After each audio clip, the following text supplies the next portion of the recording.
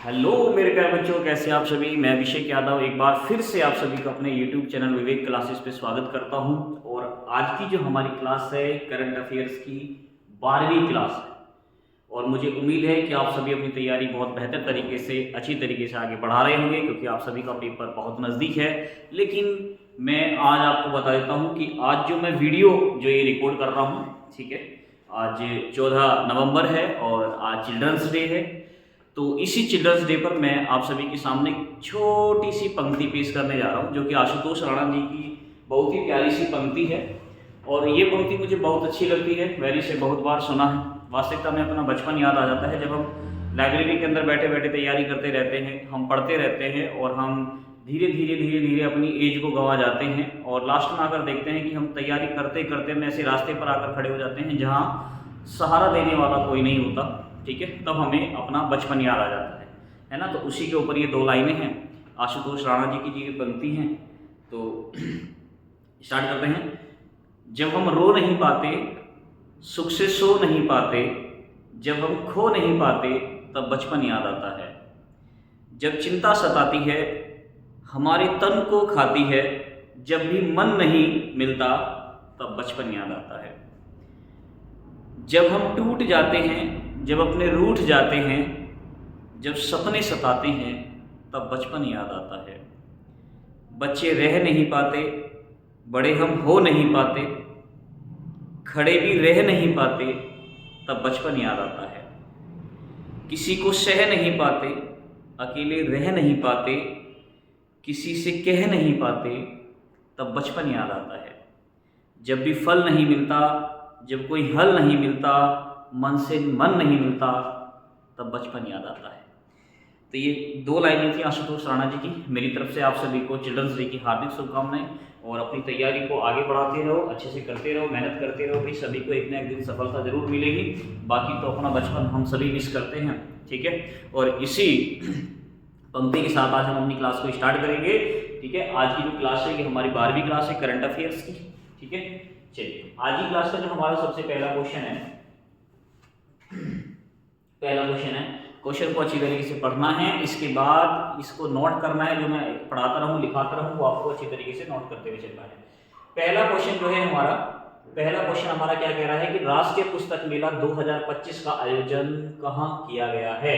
ध्यान रखेंगे, ये राष्ट्रीय पुस्तक मेले की बात कर रहा है। नेशनल बुक फेयर 2025 ऑर्गेनाइज, यानी किसने इसको ऑर्गेनाइज किया है। ऑप्शन है आपके सामने, मुंबई, अबू धाबी, लखनऊ, पटना। तो ध्यान रखेंगे, जो राष्ट्रीय पुस्तक मेला लगा है 2025 में मेरे बच्चों, ये कहाँ पर लगा है, लखनऊ में लगा है। तो हमारा आंसर क्या होगा, लखनऊ होगा, ठीक है।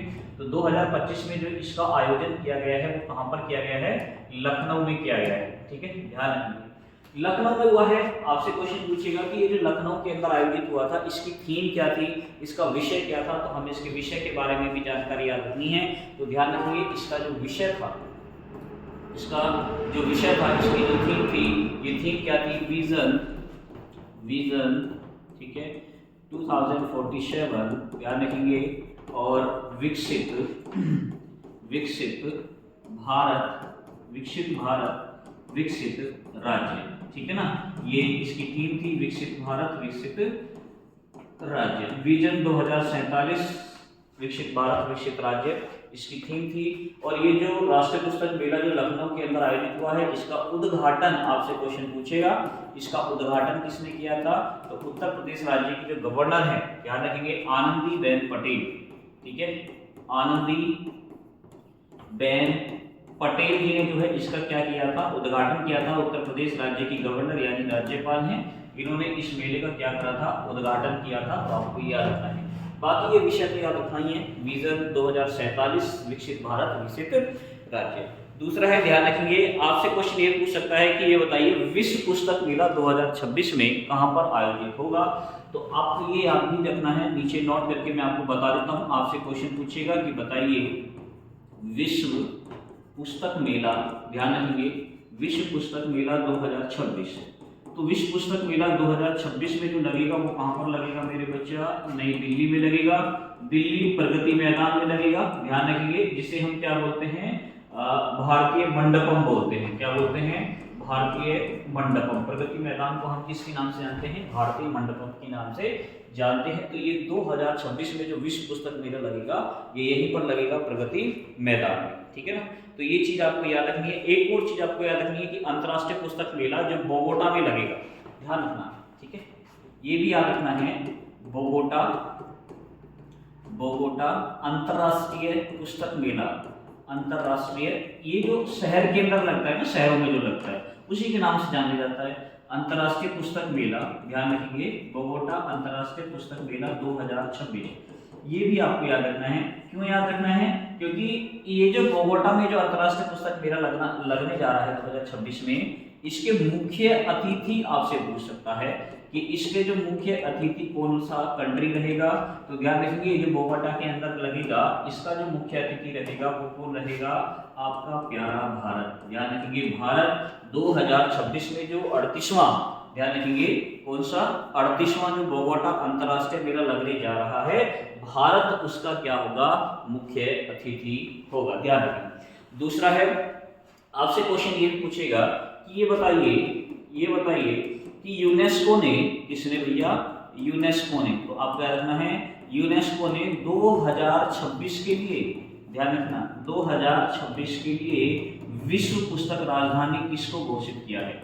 विश्व पुस्तक राजधानी। तो विश्व पुस्तक जो राजधानी है 2026 के लिए जो यूनेस्को ने घोषित की है मेरे बच्चा, तो आपको याद रखनी है ये कौन सी राजधानी घोषित की है, किसको घोषित किया है? तो ध्यान रखेंगे, रबात। किसको घोषित किया है? रबात को घोषित किया है। कहां पर है? मोरक्को। ध्यान रखेंगे कहां पर है ये? मोरक्को में, ठीक है। तो ये विश्व पुस्तक मेला, जो पुस्तक मेला साथ के पेपर के अंदर क्वेश्चन बनेंगे, ये चीज हमने यहाँ पर पढ़ ली है, ठीक है। विश्व पुस्तक मेला यानी पुस्तक मेला की जो राजधानी है, विश्व पुस्तक राजधानी जो 2026 के लिए जो यूनेस्को ने चुनी है, वो किसको चुना है? रबात को चुना है। कहाँ? मोरक्को में है, ठीक है। और जो राष्ट्रीय पुस्तक मेला लगा 2025 में लखनऊ में लगा है, वैसे विश्व पुस्तक मेला 2026 में नई दिल्ली में लगेगा, मंडपम में लगेगा, प्रगति मैदान। 38वां जो बोगोटा अंतर्राष्ट्रीय पुस्तक मेला होगा 2026 में, उसका जो मुख्य अतिथि है वो कौन है? भारत है। ये चीज आपको याद रखनी है, ठीक है।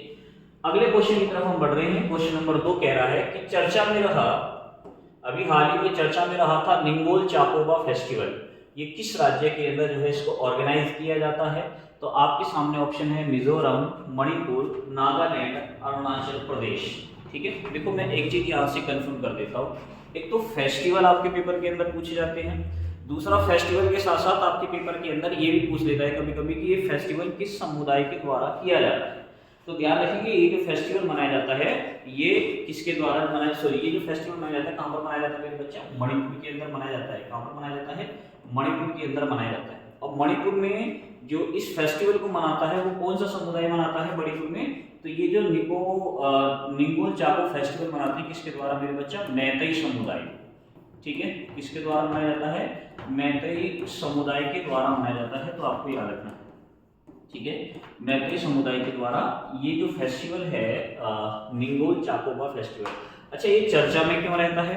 ये चर्चा में इसलिए रहता है क्योंकि ये जो फेस्टिवल है ना, ये मणिपुर के अंदर नववर्ष के रूप में मनाते हैं, नववर्ष के रूप में, जहाँ से ये अपने जो मणिपुरी कैलेंडर है, तो मणिपुरी कैलेंडर में इनका एक महीना आता है जिसको हम क्या कहते हैं? हियांगे। ध्यान रखना। तो मणिपुरी जो कैलेंडर है ना, मणिपुरी कैलेंडर जो है इसमें याद रखेंगे, इसमें एक महीना आता है जिसका नाम क्या है? हियांगे, ठीक है। क्या नाम है? हियांगे।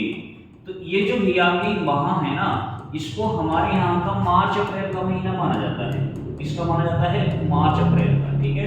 यानी इनकी यहाँ पर ये साल की शुरुआत होती है, इसमें ये फेस्टिवल मनाते हैं, ध्यान रखना। तो ये इसीलिए इंपॉर्टेंट है। मणिपुरी कैलेंडर के अनुसार हियांगे माह के अंदर मैतेई समुदाय के द्वारा क्या किया जाता है? इसको माना जाता है, ठीक है ना। अच्छा, मणिपुर के अंदर एक और फेस्टिवल है जिसका नाम क्या है? याओसांग उत्सव, ठीक है। मणिपुर में एक और है जिसका नाम क्या है? याओसांग, ठीक है। याओसांग जो महोत्सव है ये भी याद रखना है। अच्छा, ये याद क्यों रखना है? एक चीज कंफर्म कर देता हूँ, ये महोत्सव भी मैतेई समुदाय के द्वारा ही मनाया जाता है। किसके द्वारा? मैतेई समुदाय। अब ये महोत्सव क्यों है? क्योंकि ये मैतेई समुदाय का होली महोत्सव माना जाता है, ठीक है। ध्यान रखिए, इसको हम क्या बोलते हैं? ये है मैतेई समुदाय का कौन सा फेस्टिवल है? मैतेई समुदाय का होली फेस्टिवल है। समुदाय का कौन सा फेस्टिवल है? ये होली फेस्टिवल है। होली महोत्सव के रूप में मनाते हैं इसे, ध्यान रखना, ठीक है ना। होली महोत्सव के रूप में जो है इसको मनाया जाता है। कहाँ पर मनाया जाता है? मणिपुर के अंदर ही मनाया जाता है, ध्यान रखेंगे। तो ये याओसांग महोत्सव भी आपको याद रखना है। दूसरा है, ध्यान रखेंगे, तो यहाँ पर एक डांस किया जाता है। जो ये जो याओसांग महोत्सव है इसमें एक नृत्य किया जाता है, ये आपसे पूछ लेता है। इस नृत्य का नाम क्या है? थाबल चांगोबा, ठीक है। इस फेस्टिवल में एक डांस होता है, एक नृत्य होता है, ध्यान रखेंगे। और ये जो डांस है यहाँ पर, ठीक है, ये जो यहाँ पर जो डांस किया जाता है इसका नाम क्या है? थाबल याओ, ठीक है। क्या नाम है? थाबल, ठीक है। थाबल जो यहाँ पर क्या है? यामोगा क्या है? यहाँ का डांस है। तो आपको ये नृत्य भी याद रखना है कि कौन सा नृत्य यहाँ पर किया जा रहा है, ठीक है ना, ध्यान रखना, ठीक है। तो ये सारी चीजें आपको याद रखनी है। थाबल चौंगाबा, तो ये भी आपको याद रखना है। थाबल चौंगा जो नृत्य है यहाँ का काम का, ये मणिपुर का है, ठीक है ना, ध्यान। तो ये हमारे मणिपुर से संबंधित जो चीजें चर्चा में थी वो हमने पढ़ ली है, ठीक है। अगला क्वेश्चन है हमारा क्वेश्चन नंबर 3 आज की क्लास का। क्या कह रहा है? बाल पोषण रिपोर्ट 2025 के अनुसार, ठीक है, अभी एक रिपोर्ट जारी कर दी है। पहले तो आपको ये पता होना चाहिए कि बाल पोषण रिपोर्ट जो आती है ये किसके द्वारा जारी की जाती है। तो कह रहा है बाल पोषण रिपोर्ट 2025 के अनुसार 5 से 19 वर्ष के बच्चों में वैश्विक मोटापे की दर 3% से बढ़कर कितनी हो गई है? ध्यान रखेंगे, ये कह रहा है कि जो वैश्विक मोटापे की जो दर थी ये पहले क्या थी? 3% थी। अब ये बढ़ गई है और बढ़कर कितनी हो गई है? ऑप्शन आपके सामने 5%, 9%, 9.4% या फिर 10%। तो देखो ये जो बढ़कर हुई है ये कितनी हो गई है मेरे बच्चा? 9.4% हो गई है। एक तो ये क्वेश्चन आपसे पूछ सकता है, ठीक है ना, ध्यान रखेंगे। अब भारत सरकार ने मोटापे को घटाने के लिए फिट इंडिया एक प्रोग्राम भी स्टार्ट किया था। तो यहाँ से क्वेश्चन भी आपके पेपर के अंदर पूछे जाते हैं। तो आपसे क्वेश्चन पूछेगा बाल पोषण रिपोर्ट जो है ये जारी कौन करता है? तो मेरे बच्चा इसको जारी करता है यूनिसेफ, ध्यान रखिए। इसको जारी कौन करता है? यूनिसेफ करता है, ठीक है। ये जो रिपोर्ट जारी की जाती है किसके द्वारा जारी की जाती है? यूनिसेफ के द्वारा जारी की जाती है। और ये जो मोटापे की दर इसने दर्शाई है 3% से बढ़कर कितनी हो गई है? 9.4% हो गई है। तो ये चीज आपको याद रखनी है। अब इसी रिपोर्ट के अंतर्गत यदि मैं बता दूं, जो किशोर लड़कियां हैं, ठीक है, किशोर लड़की, तो ध्यान रखेंगे इसी ये रिपोर्ट ये भी कहती है कि जो किशोर लड़कियां हैं, ध्यान रखेंगे किशोर लड़कियां, तो ये जो किशोर लड़कियां हैं, किशोर लड़कियां में मोटापे की वृद्धि दर कितनी हुई है? मोटापे की वृद्धि दर, तो ये भी आपसे पूछ सकता है कि किशोर लड़कियों में कितनी जो है लड़कियों में वृद्धि हो गई है? मोटापे की वृद्धि दर कितनी हुई है भैया? 125% हो गई है। कितने हो गई है? 125% हुई है। यदि आपसे क्वेश्चन यदि पूछे कि भैया ये बताओ इस रिपोर्ट के अनुसार किशोर लड़कों में, यानी जो लड़के युवा हैं, ठीक है, वो भी देखोगे आप में मोटापे की जो है जो वृद्धि दर हुई है वो कितनी बढ़ी है? वो 288% बढ़ी है। ये पिछली बार के मुकाबले है, ध्यान रखना, जो लास्ट रिपोर्ट आई थी उसके अंतर्गत है। अब इतनी वृद्धि हुई है, 125% लड़कियां, ठीक है, फैटी हुई हैं और 288% लड़के फैटी हुए। और ये सब क्यों हो रहा है? जो बच्चे क्या करते हैं? जंक फूड खाते हैं, पिज्जा खा रहे हैं, बर्गर खा रहे हैं, मोमोज खा रहे हैं, और ऐसा लगता है कि हम बहुत हेल्दी खाना खा रहे हैं। फिर शरीर में ताकत होती नहीं है, शरीर फूलना शुरू करता है, और फिर मधुमेह जैसी बीमारी, डायबिटीज जैसी बीमारी, ये सारी बीमारियां जो है लगनी क्या हो जाती है? स्टार्ट हो जाती है। अटैक आ रहा है, एक स्वाभाविक सी बात हो जाती है, ठीक है। तो ये सारी चीजें की गई है।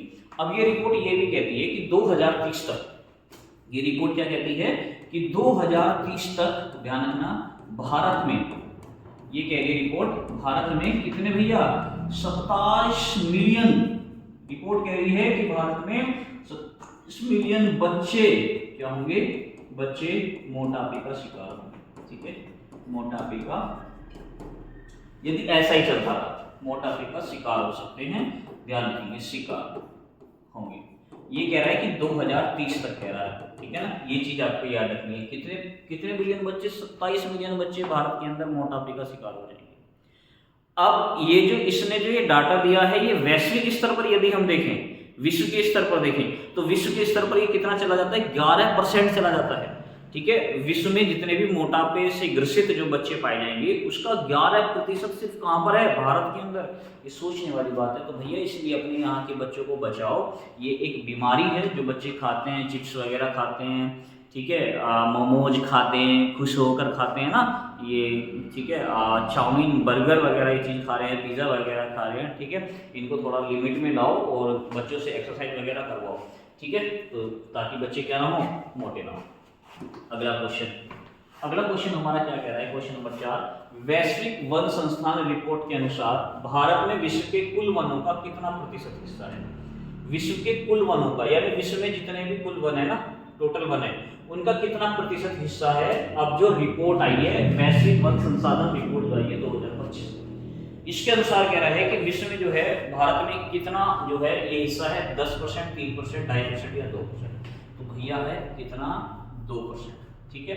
और इसी के साथ भारत का जो स्थान है विश्व में, ध्यान रखिए कि वन क्षेत्र के मामले में भारत का स्थान यदि मैं कहूँ, भारत का स्थान है कौन सा भैया, 9वां हो गया है। कौन सा हो गया है, 9वां स्थान हो गया है। पिछली बार ये 10 था, कुछ तो चलो हमने वृद्धि करी है, पिछली बार ये 10वें स्थान पर था, अब कौन से स्थान पर है, 9वें स्थान पर है। तो याद रखना है आपको।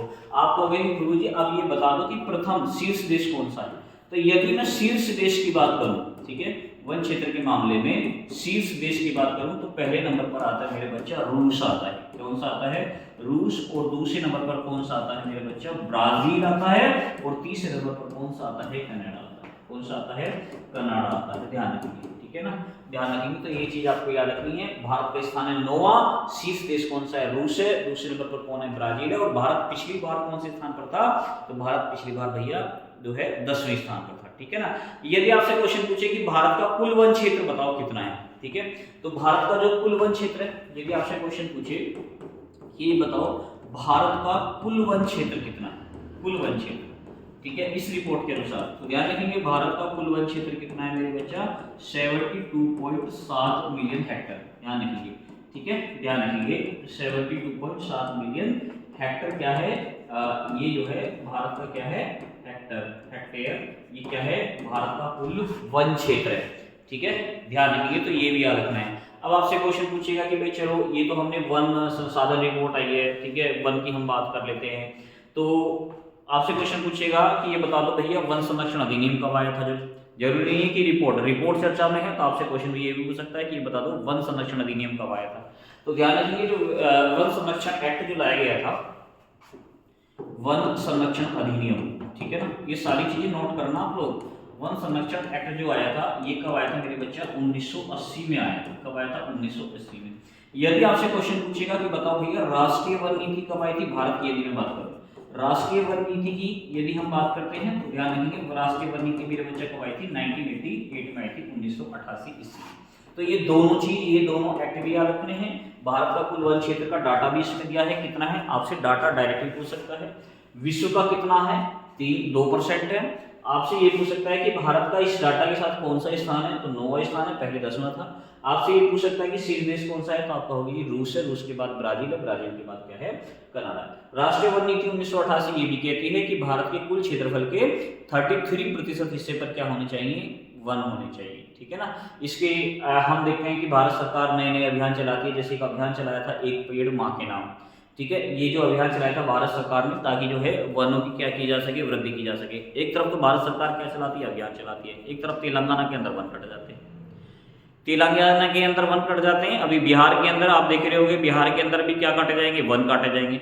जहाँ पर जो है जो अडानी को या किसको जो जमीन बेच दी गई है, ठीक है, जो लीज पर दी गई है कुछ समय के लिए, तो वहाँ पर जो कंपनी की स्थापना की जाएगी वो जो है वनों को काट कर की जाएगी। इसलिए पर्यावरण और जो है विकास दोनों एक दूसरे के विपरीत हैं, हमें ध्यान रखना है इस बात को, ठीक है। चलिए, एक तरफ तो हम कहते हैं कि एक पेड़ माँ के नाम, और एक तरफ हम पेड़ काट देते हैं, ठीक है, ध्यान रखना। बहुत सारे आंदोलन जंगलों को बचाने के लिए, जैसे आके आपने देखा होगा कि चिपको आंदोलन उत्तराखंड राज्य के अंदर चला, अपीको आंदोलन कर्नाटक राज्य के अंदर चला था, ठीक है, बहुत सारे आंदोलन चले, मैतेई आंदोलन चला था, बहुत सारे मूवमेंट चले थे, ठीक है, साइलेंट वैली मूवमेंट चला था दक्षिण भारत के अंदर, तो ये सब किसके लिए है? वनों की सुरक्षा के लिए है, पेड़ों को बचाने के लिए। और आज भी हम अपने आसपास में ये देखते हैं कि अपने आसपास के क्षेत्र में वन बहुत थे, लेकिन सभी काट दिए गए, सभी काट दिए गए, बाकी बाग खाली हुए। तो यही कारण है कि आज हम देखते हैं कि टेम्परेचर चला जाता है 50 डिग्री के आसपास, 52 डिग्री के आसपास। तो यही कारण है कि टेम्परेचर इतना, आपने कोरोना के हाल में देखा होगा कि लोग भाग रहे थे, वनों को ढूंढ रहे थे, पेड़ों को ढूंढ रहे थे, है ना। अब जब मनुष्य पर आपत्ति आती है तो तभी गुण गाए जाते हैं, उसके बाद सब भूल जाते हैं, धीरे धीरे सब खत्म हो जाता है। ठीक है, अगला क्वेश्चन है, सितंबर 2025 में स्वतंत्रता संग्राम सेनानी दादा भाई नेरोजी की कौन सी जयंती मनाई गई थी? ध्यान रखना, सितंबर 2025 में स्वतंत्रता जो है संग्राम सेनानी दादा भाई नेरोजी, दादा भाई नेरोजी के बारे में आप सभी जानते होंगे, the grand old man of India के नाम से इनको जानते हैं। ठीक है, इनको क्या कहते हैं? इनको कहते हैं द ग्रैंड ओल्ड मैन, है ना, the grand old man of India, of, ध्यान रखिए, ऑफ इंडिया के नाम से इनको जानते हैं, the grand man old of India. और इन्होंने ही क्या करा था? इन्होंने ही 1867-68 ईस्वी में क्या करा था भैया? इन्होंने ही राष्ट्रीय, ध्यान रखिए, प्रति व्यक्ति आय का आकलन किया था, है ना। इन्होंने क्या करा था? प्रति व्यक्ति आय का आकलन किया था, आय का आकलन, ये वही दादा भाई नेरोजी है, आय का आकलन किया था। तो ये भी आपको याद रखना है, प्रति व्यक्ति आय का इन्होंने आकलन किया था, कितने रुपए? 20 रुपए प्रति व्यक्ति आय का आकलन इन्होंने किया था। ठीक है, 1867-68 ईस्वी में। ठीक है, पॉवर्टी इन इंडिया रूल जो है इन्होंने किताब भी लिखी है, तो उसके ऊपर है। दूसरा है कि जो ये जयंती मनाई गई है कि कौन सी मनाई गई मेरे बच्चा? जो है 200वीं जयंती मनाई गई है। कौन सी जयंती मनाई गई है? 200वीं जयंती मनाई गई है। तो दादा भाई नेहरू जी आप देखोगे कि पर्शियन थे, पारसी समुदाय के व्यक्ति थे। दूसरा है जो दादा भाई नेहरू जी से जो क्वेश्चन वो बनता है, एक और मैं बता देता हूँ, हिस्टोरिकल क्वेश्चन है, वैसे तो करंट अफेयर्स क्लास है लेकिन फिर भी बता देता हूँ क्यों है, क्योंकि इन्होंने स्वराज पर जोर दिया था और स्वराज की इन्होंने मांग भी की थी। तो कांग्रेस पार्टी का कोई पहला ऐसा अधिवेशन जिसमें स्वराज की मांग की गई थी तो वो 1906 ईस्वी का कलकत्ता अधिवेशन था, जिसकी अध्यक्षता कौन कर रहे थे? जिसकी अध्यक्षता दादा भाई नेहरू जी कर रहे थे, ध्यान रखेंगे। तो 1906 ईस्वी में, ध्यान रखिए, 1906 में जो है क्या हुआ था मेरे बच्चा? कलकत्ता अधिवेशन हुआ था। कौन सा सेशन हुआ था? कलकत्ता अधिवेशन हुआ था। और इसी अधिवेशन की जो है अध्यक्षता किसने करी थी? अधिवेशन की अध्यक्षता दादा भाई नेहरू जी ने की थी, क्योंकि इसी अधिवेशन में स्वराज, ध्यान रखेंगे, स्वराज की क्या की गई थी? स्वराज की मांग की गई थी। कांग्रेस पार्टी के किसी अधिवेशन में पहली बार स्वराज की मांग की जा रही है, ध्यान रखेंगे, ठीक है ना। पूर्ण स्वराज की मांग तो वो पंडित जवाहरलाल नेहरू है, ध्यान रखना, वो एक अलग मैटर है। और पूर्ण स्वराज की मांग जो है जो लाहौर अधिवेशन हुआ था उसमें की गई थी, ठीक है ना, ध्यान रखना, वो एक अलग बात। तो ये चीज आपको याद रखनी है कि दादा भाई नेहरू जी की कौन सी जयंती मनाई हमने? 200वीं जयंती मनाई है, ठीक है। The grand old man of India के नाम से इनको जानते हैं, ठीक है, भारत की वयोवृद्ध व्यक्ति। अगस्त 2025 को राज्यसभा में भारतीय बंदरगाह अधिनियम 2025 पारित किया गया है। तो ध्यान रखेंगे यह अधिनियम किसको प्रतिस्थापित करेगा? यानी पहले कोई अधिनियम काम कर रहा था भारत के अंदर, बंदरगाह अधिनियम था, अब उसके स्थान पर एक नई नीति ला दी गई है, भारतीय बंदरगाह अधिनियम 2025, इसको पारित कर दिया गया है। और यही हमें बताता है कि वर्तमान में भारत के अंदर लगभग छोटे जो बंदरगाह हैं उनकी संख्या 200 के आसपास है, और भारत के अंदर जो बड़े बंदरगाह हैं 13 हैं, 12 पूर्ण रूप से कार्यरत हैं, लेकिन महाराष्ट्र के अंदर वदमना एक बंदरगाह है जो वर्तमान में कार्यरत है, ठीक है। तो ये कौन सी नीति है जिसको ये प्रतिस्थापित कर रही है? कौन सी? भारतीय बंदरगाह अधिनियम 1900, भारतीय बंदरगाह अधिनियम 1905, भारतीय बंदरगाह अधिनियम 1908 या फिर भारतीय बंदरगाह अधिनियम 1909। तो ध्यान रखिए ये जो कर रही है किसको? भारतीय बंदरगाह अधिनियम 1908 को प्रतिस्थापित कर रही है। तो ये चीज आपको याद रखनी है, ठीक है ना। दूसरा आपको याद रखना है कि भारत का जो 13वां जो बंदरगाह है वो कौन सा है? वधावन बंदरगाह है, ठीक है, ये भी याद रखिए, आपसे पूछ सकते हैं क्योंकि ये निर्माणाधीन है। भारत का 13वां बंदरगाह आपको याद रखना है, बंदरगाह वो कौन सा है? बंदरगाह, ठीक है, कौन सा है? वधावन, ठीक है, वधावन बंदरगाह है, ठीक है ना। तो ये जो वधावन बंदरगाह है ये कहाँ पर स्थित है? ये जो है हमारा महाराष्ट्र के अंदर स्थित है, ठीक है, ध्यान रखिए। वधावन बंदरगाह कहाँ पर है? ये महाराष्ट्र में, ध्यान रखिए कहाँ पर है ये? महाराष्ट्र में भी निर्माणाधीन है। ये 13वां है भारत का जो एक मेजर पोर्ट है, ठीक है, ध्यान रखेंगे, जो एक मेजर पोर्ट है, ध्यान रखना, जो एक बड़ा बंदरगाह है, ठीक है, ध्यान रखना। तो ये चीज आपको याद रखनी है, ठीक है। भारत के अंदर 12 बंदरगाह जो है वर्तमान में जो कार्यरत है। उनमें से एक प्राइवेट बंदरगाह भी है, एन्नानोर बंदरगाह, जिसको हम कामराजकार बंदरगाह कहते हैं। 2025 में यूनेस्को की अंतर्राष्ट्रीय समन्वय परिषद की बैठक कहाँ आयोजित की गई थी? ये बैठक क्यों इंपोर्टेंट है? ये बैठक इसीलिए इंपोर्टेंट है क्योंकि इसी बैठक में यूनेस्को ने भारत के एक बायोस्फीयर रिजर्व, यानी भारत के एक बायोस्फीयर रिजर्व को यूनेस्को ने विश्व विरासत सूची में, विश्व नेटवर्क सूची में क्या कर लिया है? शामिल कर लिया है। हम देख रहे थे कि पहले क्या था, भारत के 12 बायोस्फीयर रिजर्व ऐसे थे जो यूनेस्को की लिस्ट में शामिल थे, और 12वां जो शामिल हुआ था वो कौन सा हुआ था? पन्ना हुआ था। अब हम देख रहे हैं कि ये जो बैठक हुई है ये कहाँ पर हुई है, तो ध्यान रखेंगे ये मेरे बच्चा कहाँ पर हुई है? चीन में हुई है। कहाँ पर हुई है? चीन में। और चीन में कहाँ पर हुई है? हांगझो में हुई है। चीन के कौन से प्रांत में हुई है? हांगझो में हुई है, आपको याद रखना है। और ये जो बैठक हुई है ना 2025 में अंतर्राष्ट्रीय समन्वय परिषद, इसी बैठक में एक निर्णय लिया गया। निर्णय क्या लिया गया है? ध्यान रखेंगे, भारत का कोल्ड डिजर्ट, ध्यान रखेंगे भारत का कोल्ड क्या हुआ है? डिजर्ट, ध्यान रखेंगे कोल्ड डिजर्ट। भारत का कोल्ड डिजर्ट जो कहां पर है? हिमाचल प्रदेश राज्य के अंदर है, को यूनेस्को ने, ध्यान रखना, को यूनेस्को ने इसे क्या करा है? विश्व नेटवर्क सूची में शामिल किया है। यूनेस्को ने इसे किसमें शामिल किया है? विश्व नेटवर्क सूची में शामिल किया है। ठीक है, नेटवर्क सूची में क्या करा है? इसको शामिल किया है। तो एक तो चीज आपको ये याद रखनी है, ठीक है। कौन सा भैया, कौन सा शामिल हुआ है? ये हुआ है हमारा कोल्ड डिजर्ट। कहाँ का? ये हिमाचल प्रदेश का शीत मरुस्थल जिसे हम कहते हैं। और ये भारत का क्या है? एक बायोस्फीयर रिजर्व है। ये भारत का क्या है? एक बायोस्फीयर रिजर्व है। दूसरा है, ये कौन सा नंबर का बना है? तो ध्यान रखेंगे ये भारत का 13वां बायोस्फीयर रिजर्व है। ध्यान रखेंगे कौन सा है? ये भारत का 13वां बायोस्फीयर रिजर्व है जो कि यूनेस्को की लिस्ट में शामिल हुआ है। तो आपको ये भी चीज याद रखनी है। इससे पहले जो था हमारा वो कौन सा था? पन्ना था। कौन सा था? पन्ना था। दूसरा, ये चर्चा में क्यों रहता है मैं आपको बता देता हूँ कि चर्चा में एक तो यहाँ पर हिम तेंदुआ पाया जाता है, इसलिए भी चर्चा में रहता है। दूसरा, आप देखोगे ये नीली जो है यहाँ पर क्या पाई जाती है? जो है नीली एक प्रजाति पाई जाती है, जो भेड़ जिसको हम कहते हैं, ठीक है। नीली भेड़ की यहाँ पर क्या मिलती है? प्रजाति मिलती है। इसलिए ये चीज भी हमारी क्या रहती है? चर्चा में रहती है। ठीक है, यदि आपसे क्वेश्चन पूछे कि यूनेस्को के विश्व धरोहर समिति की जो बैठक हुई है 47वीं, वो कहाँ पर हुई है, तो यदि आपसे क्वेश्चन पूछेगा कि ये बताओ यूनेस्को, ठीक है, ये आपसे क्वेश्चन पूछेगा यूनेस्को की विश्व धरोहर समिति, ठीक है, यूनेस्को की विश्व, एक चीज याद करके चलनी है आपको, क्वेश्चन अलग अलग हैं। धरोहर समिति की जो बैठक हुई है, ठीक है, समिति का जो 47वां सत्र हुआ है, आप ऐसे भी याद रख सकते हैं, 47वां जो सत्र हुआ है वो कहां पर हुआ है, तो ध्यान रखेंगे इसका जो 47वां सत्र हुआ है मेरे बच्चा, आपको याद रखना है ये कहां पर हुआ है? पेरिस में हुआ है। कहां पर हुआ है ये? पेरिस। और पेरिस कहां है? फ्रांस में। कहां पर है? फ्रांस में। और ध्यान रखेंगे इसी पेरिस में क्या है? यूनेस्को का मेरे बच्चा हेडक्वार्टर भी है। क्या है?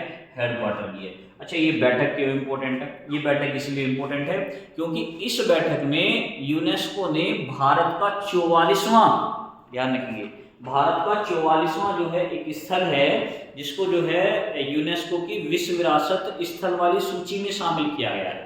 तो इसीलिए हमारा इंपॉर्टेंट है। ठीक है, इसमें हमने जो है, इसमें क्या हुआ है, इसमें जो है भारत का इस बैठक में एक अहम निर्णय लिया गया। भारत का 44वां, ध्यान रखेंगे 44वां स्थल यूनेस्को की विश्व विरासत सूची में क्या हुआ है? यूनेस्को की विश्व विरासत सूची में क्या हुआ? विश्व विरासत सूची में क्या हुआ है? शामिल हुआ है। तो ये भी इंपॉर्टेंट है, ठीक है ना। और मैंने लास्ट क्लास में भी आपको ये बताया था कि जो यूनेस्को की इस विश्व विरासत सूची में जो शामिल हुआ है 44वां स्थल, तो ये आपको याद रखना है मेरे बच्चे, ये 44वां स्थल हमारा है कौन सा? तो मैं आपको बता देता हूं कि ये जो 44वां स्थल जो हमारा शामिल हुआ है ये कौन सा हुआ है, तो आपको याद रखना है ये हुआ है मराठा सैन्य परिदृश्य। ठीक है, मराठा सैन्य परिदृश्य, तो आपको ये याद रखना है मराठा सैन्य परिदृश्य। अच्छा, मराठा सैन्य परिदृश्य क्या है? तो ये जो मराठाओं से संबंधित जो किले थे उनको शामिल किया गया है और कुल 12 किलों को शामिल किया गया है। ध्यान रखना, जो मराठा जो सैनिक थे उनसे संबंधित जो थे, इनमें यदि मैं बात करूं महाराष्ट्र में कितने हैं, तो महाराष्ट्र में 11 है। अब एक कहाँ है? एक तमिलनाडु में है। ध्यान रखना, महाराष्ट्र की 11, तमिलनाडु का 1। ध्यान रखेंगे किले मराठा सैन्य परिदर्श के अंतर्गत आते हैं जिन्हें यूनेस्को की लिस्ट में शामिल किया गया है। ठीक है ना। तो ये चीज भी आपको क्या रखनी है, याद रखनी है, ठीक है ना। तो ध्यान रखना ये दोनों बैठक अलग अलग हैं। एक तो बैठक है अंतर्राष्ट्रीय समन्वय परिषद की बैठक है, एक बैठक है जिसमें इन्होंने विश्व धरोहर समिति की बैठक हुई है। तो विश्व धरोहर समिति की बैठक भैया कहाँ हुई है, पेरिस फ्रांस में हुई है। और भैया समन्वय परिषद कहाँ पर हुई है, ये कहाँ पर हुई है भैया, तो ये हांगझो में हुई है, जहां पर भारत के कोल्ड डेजर्ट को यूनेस्को ने विश्व नेटवर्क सूची में शामिल किया है। और ये भारत का कौन सा बन गया है, 13वां ऐसा बायोस्फीयर बना है जो यूनेस्को की लिस्ट में शामिल है। क्वेश्चन अलग अलग बनेंगे। अब क्वेश्चन आपसे पूछेगा कि ये बताओ भारत के कितने स्थायी स्थल यूनेस्को की लिस्ट में शामिल है। तो आपको होगी जी भारत के कितने हैं, 44वां कौन सा बना है, ये मैंने आपको बता दिया है।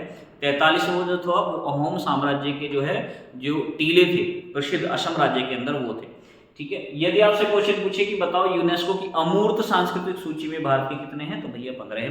15वां कौन सा बना था, गरबा बना था, 2023 में शामिल किया गया था।